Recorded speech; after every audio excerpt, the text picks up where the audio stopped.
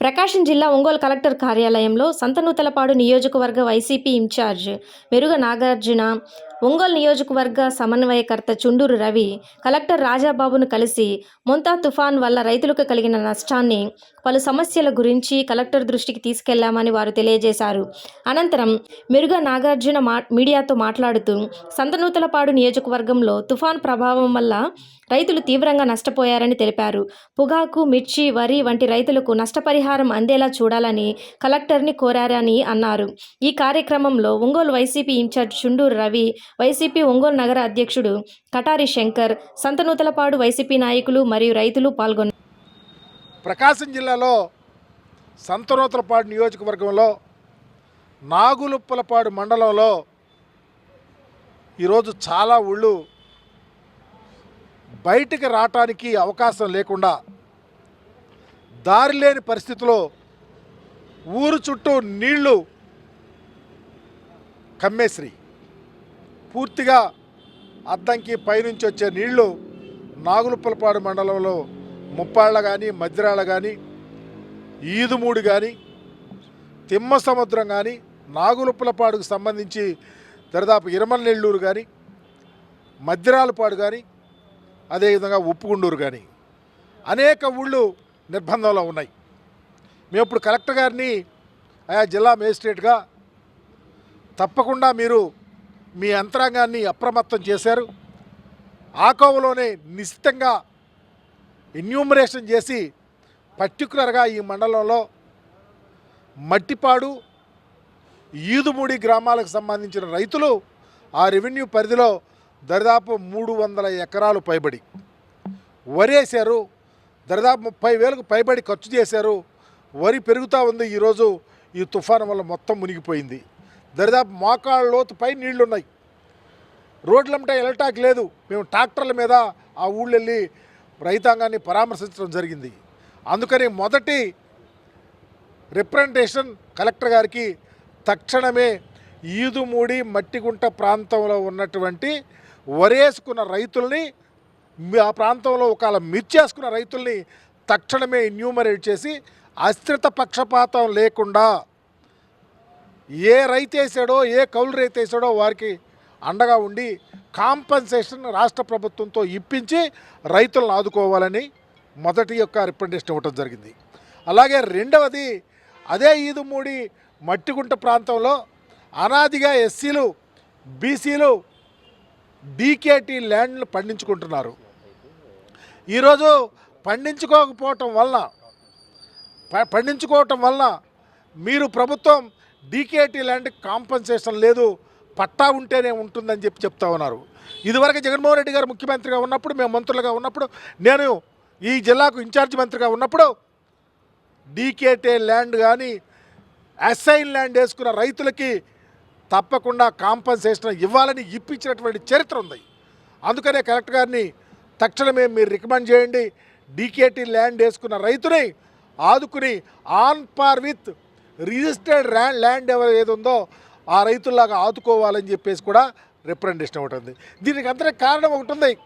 YSR party అధికారంలో ఉన్నప్పుడు జగన్మోహన్ రెడ్డి గారి నేతృత్వంలో ఈ రాష్ట్రంలో రైతు ఎంత పంట వేశాడు, ఎన్ని ఎకరాల విస్తీర్ణం వేశాడు, అక్కడ ఉన్నటువంటి రైతులు ఏ ధాన్యాన్ని ఎంత పండిస్తున్నాడో, ఎంత గిట్టుబాటు ధర వచ్చిందని ఈకేవైసీ చేసి ఎంత దిగుబడి వచ్చింది, ఎంత పండిందని తెలుసుకున్నటువంటి పరిస్థితి ఉంది. కానీ ఈరోజు ప్రభుత్వం దగ్గర అది లేదే. ప్రభుత్వం ఆ మెకానిజం లేకుండా చేస్తుంది, మొండిగా వెళ్తూ ఉంది. అందుకని ఏ రైతు ఎన్ని ఎకరాలు వేసారో మీరు టక్కునే చెప్పలేని పరిస్థితిలో ఉన్నారు. అందుకని తక్షణమే రైతులను ఆదుకోవాలని చెప్పేసి కలెక్టర్ గారి మెమరాండం ఇచ్చాం. ప్రభుత్వానికి కూడా డిమాండ్ చేస్తూ ఉన్నాం. మరొకటి ఏంటంటే, ఈరోజు ఈ ప్రాంతం మునిగిపోయినటువంటి అనేక మంది పేదల ఇళ్ళు ఈరోజు చూసాం. ఈరోజు మేము వెళ్ళినటువంటి ముప్పాళ్ళ ఎస్సీ కాలనీ, నాగులుప్పలపాడు మండలంలో ఉన్నటువంటి మద్రాలపాడు ప్రాంతం, ఇరమలనెల్లూరు ప్రాంతం, అదేవిధంగా ఏడుగుళ్ళపాడు ఎస్సీ కాలనీ పూర్తిగా మునిగిపోయింది. అదేవిధంగా మద్రాల ముప్పాడకు సంబంధించి, మట్టిగుంటకు సంబంధించి, ఈదుమూడికి సంబంధించి విలేజెస్లో కూడా నీళ్ళు వచ్చినాయి. తర్వాత మన చదరవాడ ప్రాంతం కానీ ఇక్కడ ప్రాంతంలో మునిగిపోయినటువంటి ఇళ్ళు, పేదవారి ఇళ్ళు, ఎస్టీ కాలనీని మునిగిపోయినాయి.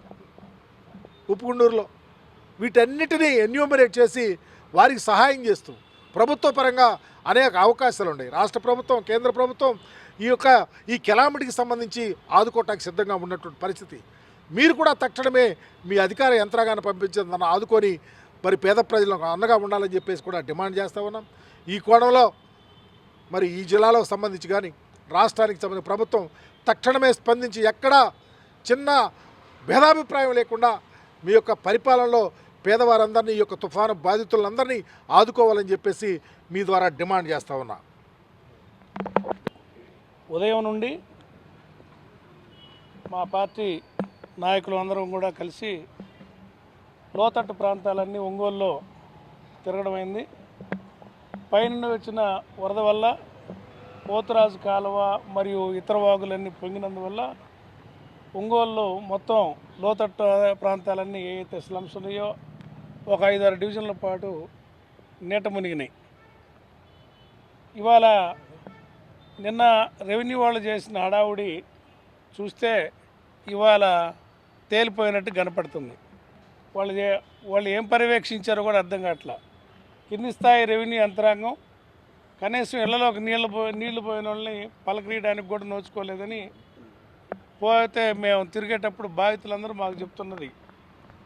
మంచాల కిందకి నీళ్ళు వచ్చి కాళ్ళు ఎత్తి మంచాలు పైన సామాన్లు పెట్టుకొని వంట వండుకోవడానికి వీలు లేకుండా బిక్కుబిక్కుమంట ఇళ్లలోకి పురుగు పుట్ట వస్తుంటే వాళ్ళు భోజనాలు కానీ షెల్టర్ల కాడికంటే రాత్రి కొంతమంది మరీ ఇళ్ళు వాకిళ్ళు లేనోళ్ళు కొంతమంది వెళ్తే వాళ్ళ వరకే మేము టిఫిన్ భోజనాలు పెడతామని చెప్పి తర్వాత ఉదయం ఉధృతిగా వాగుస్తే ఉదయం నీళ్లు పెరిగినాయి 10 గంటల నుంచి.